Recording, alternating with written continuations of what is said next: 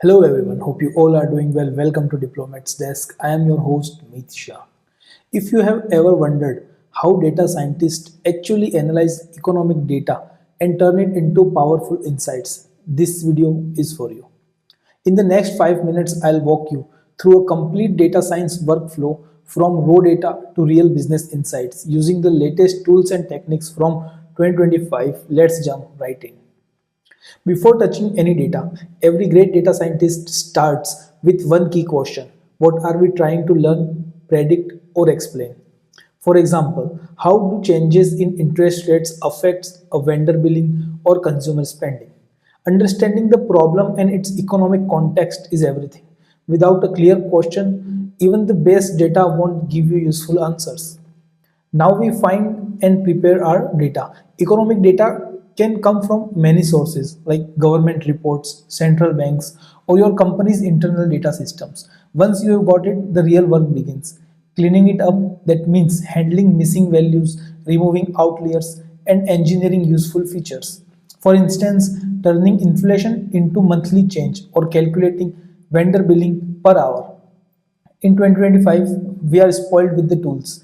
Python with Pandas and NumPy are still must have, but you'll also see cloud platforms like Snowflake and Databricks and workflow tools like Airflow for automations. The key is building a clean, reliable dataset before jumping into any analysis. Next comes exploratory data analysis or EDA.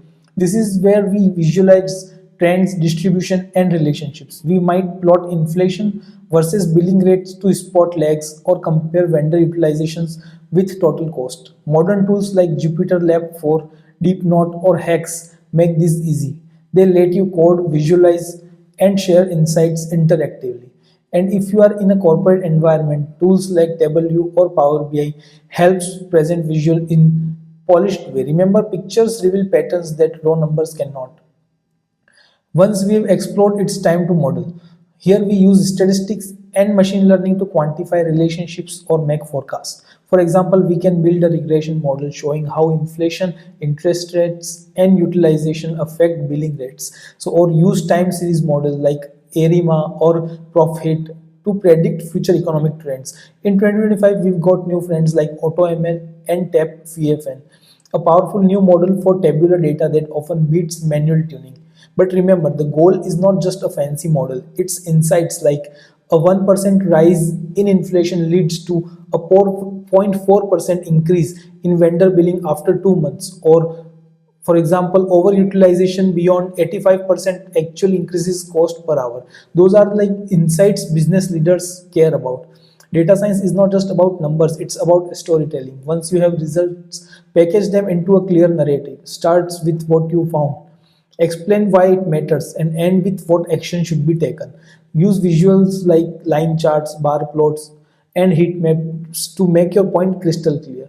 Tools like Hex, Deepnote, and Power BI let you build interactive dashboards that executive can explore themselves. For example, based on our forecast, rising interest rates could increase vendor cost by 3% next quarter. So we recommend negotiating contracts right now. That's how you turn data into decisions. So all right, let's recap this. First, start with a clear question. Then, collect and clean your data carefully. Explore visually to uncover hidden trends. Use models to explain and predict, but focus on interpretation. Communicate your story clearly so people act on it. In 2025, data science is faster and more accessible than ever, thanks to tools like AutoML, Hex, TabPFN, and AI copilots inside coding environments. But remember, tools don't make you a data scientist. Curiosity, clarity, and creativity do. If you found this helpful, hit like, subscribe, and tell me in the comments what kind of data set would you love to analyze next. Thanks for watching and keep thinking like a data scientist. Thank you.